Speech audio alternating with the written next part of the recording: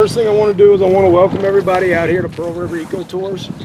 My name's Brian. I'm going to be your tour guide today. If y'all have any questions at all during this tour, make yourselves feel at home. Just yell them out to me. There's no stupid questions.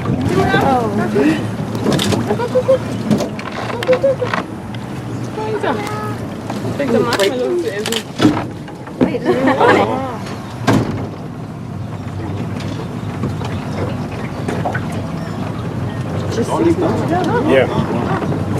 Yeah, here's a bigger one on the left. There's actually two of them on the left. You got this bigger one, they got a smaller one back here.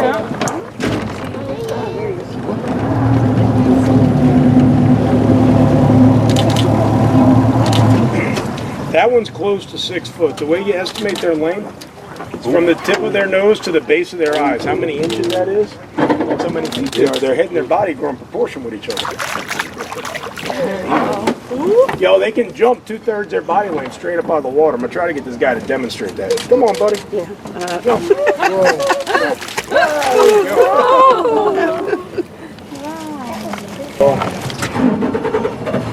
They'll get stacked in this grass. There'll be 8 of them, and they're hard to see. They're so camouflaged. This guy's like staring at us. Duck up here. That was probably what's making all that noise earlier. We also have bayous, and that's where I want to spend most of our time is bayous. Bayous are waterways that are small. They tend to wind, and they're cut in naturally by rivers. The bayous we're going to go through today are actually so small this boat's barely going to fit. Unlike Disney World, the boat is not on tracks. I do drive it myself back here. So if it looks like we're going to hit a tree, guess what's going to happen? We're going to hit a tree.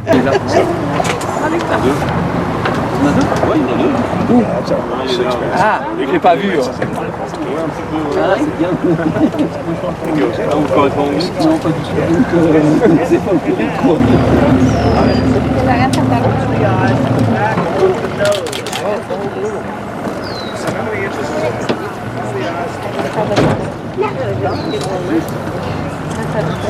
More like 6. He's about 6 feet long. Make him jump again, Pops. He loves being called Captain Pops, yo. I should call him that all tour.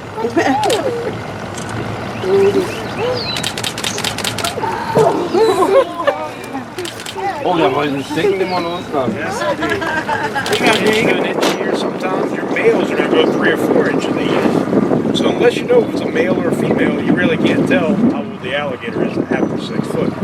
After you're out here for a long time, you can tell the females are cuter. Their skin's softer, they smell better.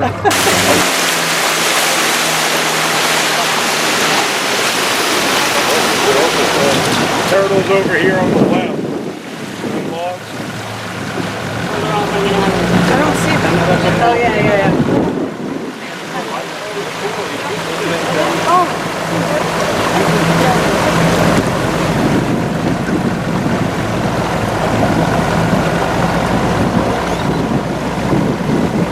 West Pearl River. Pearl River starts 440 miles north of here. Starts outside of Jackson, Mississippi. Ends about 10 miles south of here in Lake Bourne. Now, the Pearl River gets its name from French explorers. When French explorers came through here, they met Native Americans. And the Native Americans named this the Rock River. It didn't make any sense to the French. They'd been here about a year and hadn't seen a rock, so they asked them, why do y'all call it the Rock River? Now smell those. Tell me if you tell me what that is. You can pass it around. Y'all smell those leaves. Tell me if you take a guess on what that is. C'est quoi, du thym ou du laurier? Poison ivy. Poison ivy. I was like, oh great, there goes the rest of my vacation.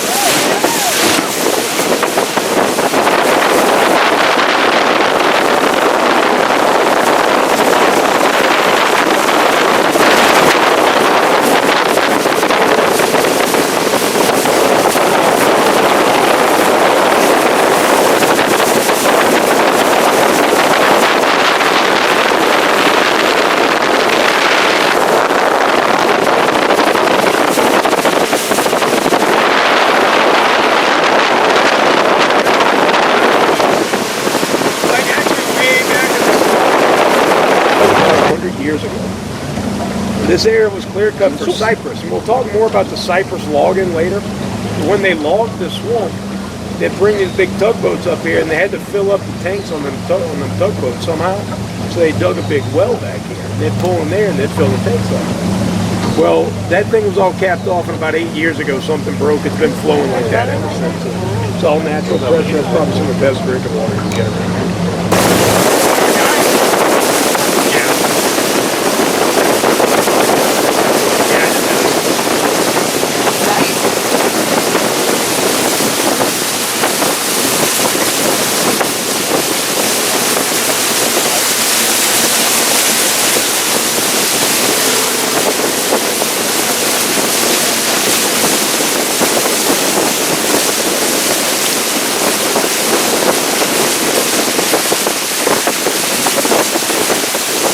Was out the water. Everything else was underwater. Wow. The winds, nobody's 100% sure what our worst winds were. This is my part-time job. I'm a full-time firefighter.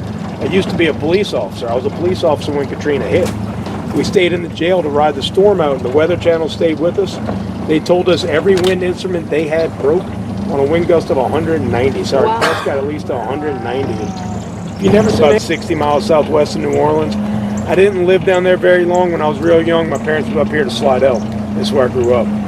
Cajuns are people who were exiles from France. In 1604, the French kind of gathered up all their prisoners and all their political troublemakers. They put them on ships. They sent them to what's present-day Nova Scotia, up in Canada. They got there.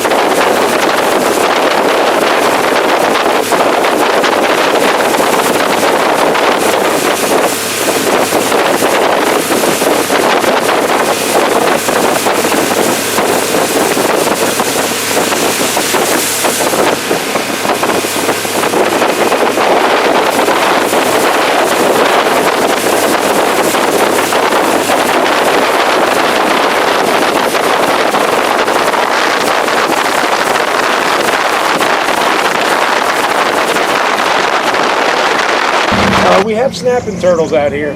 They stay at the bottom all the time. They don't come up and sun themselves like those other turtles do. We have them. You don't hardly ever get to see them.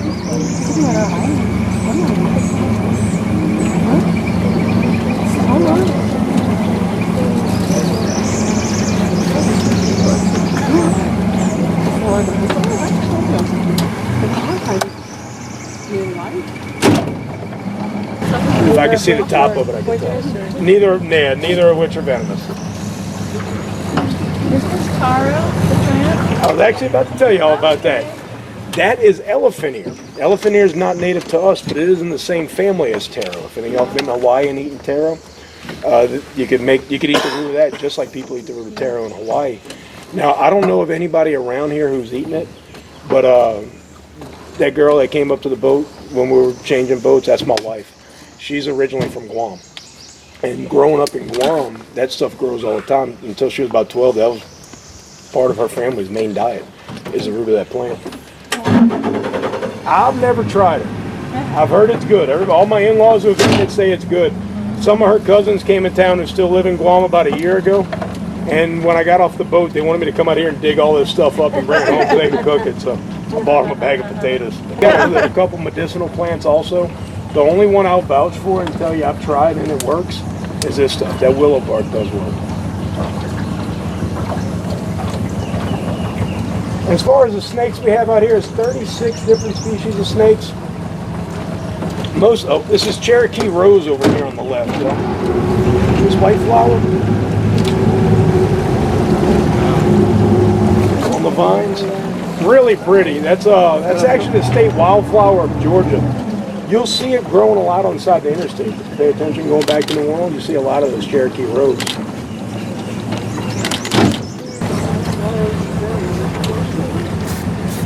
We have a lot of different types of water snakes out here. We have banded water snakes, Mississippi green water snakes, the diamondback water snakes, a couple different types of king snakes and rat snakes. Most of the snakes we have are absolutely harmless. We do have 4 venomous snakes out here. To see a venomous snake is something that pretty rarely ever happens. We actually have 5 different, there's 2 different types of rattlesnakes. We have eastern coral snakes. Eastern coral snakes have the worst venom of any snake in the United States. Their venom's horrible, but they're really small. The only place they could bite you, they got you right on the tip of a finger or right on the tip of a toe. Now I'm gonna tell y'all a story about coral snakes. And I'm emphasizing all purple iris. About another 2 weeks or so, hundreds of purple iris blooming out here. It's absolutely beautiful when iris bloom in this bayou.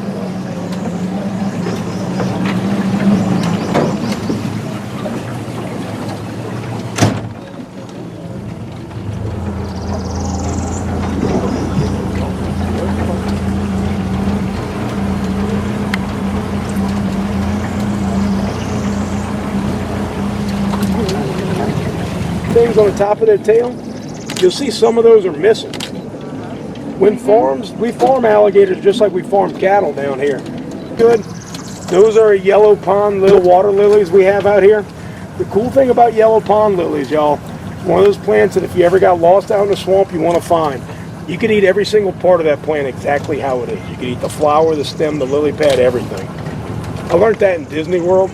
I know I just lost all my swamp cred by saying that, but yeah, they had that in the little greenhouse ride in Disney World. What we're coming into here, this is Maple Slough. The definition of a slough is a small bayou. This is a cypress. Right here on the left, this big tree. You look up, it's got little green needle-like trees. We're sitting in its shade right now. Now you also notice these things on the left. They look like a little tree grown up out of the water. That's the roots of the cypress.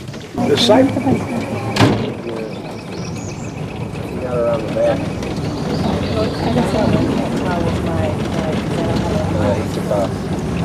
Oh, and there's a great egret coming up also. He's going to be on the left. It's a wading bird. This big white bird coming up. There's less than 500 of them left in the wild. People used to shoot them during their breeding season. They get these long feathers in their back. Actually, it looks like that bird has it. It almost looks like they have a tail when they have their breeding feathers. People used to shoot them birds just to pluck a couple of them feathers out. They'd sell them to ladies. They put them on their hats and on their dresses as a show of wealth if you had the feather. Well, the McElhaney family is trying to hide.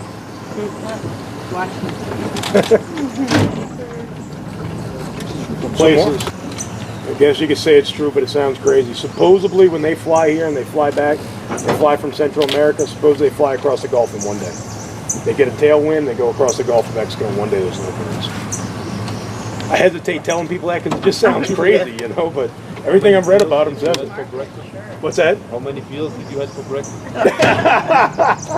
Just 6, man. Their heart beats once every 2 to 3 minutes. They're very close to dead.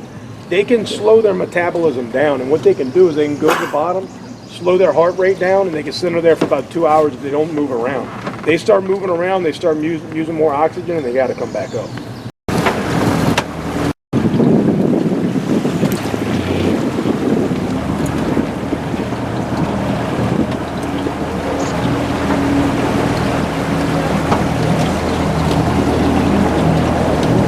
All right, look, here's a pig. We're going to get them to follow us. We're going to come down here and call them. Y'all ever heard a true Cajun pig call? Suey. Come here, pig! Come on! Come on, pig! Come down here. It's easier to see you down here. Come on, pig! There's 2 of them. Yeah, there's some more up in front of us, too. Come on, pig! You listen better than my dogs. Are they protected in here? Now, these pigs in particular, most of your locals know about these pigs. You'll have people who go hunting, like bring their kid hunting, they don't see nothing, they come back here to see these pigs. Nobody shoots these pigs. These are like my pets. I mean, if I thought something bad was going to happen to them, I'd be staking out here to tell people not to shoot them. But you see, this area used to be up to the state of Louisiana. The state of Louisiana made it a wildlife management area. When these pigs first came around, you weren't allowed to hunt back here. The state law demanded now you are.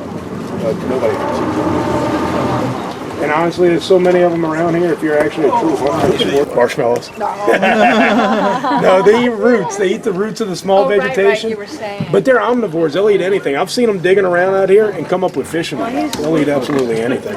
But you can see the damage they're doing to this land. If you see where you can see all the roots of the trees, That's how high the land was. 5 years ago, you pulled up back here, you'd be stepping out on firm land. So much erosion these things have caused. No, there's actually another one back here. Oh, look, there's one. You're here. Hi.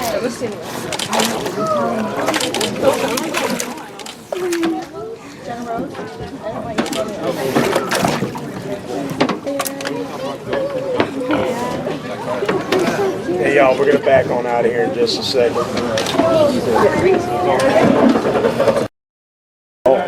Yeah. Very, very smart animals. Let me back up and get out of his way. I'll tell you a little bit more about them.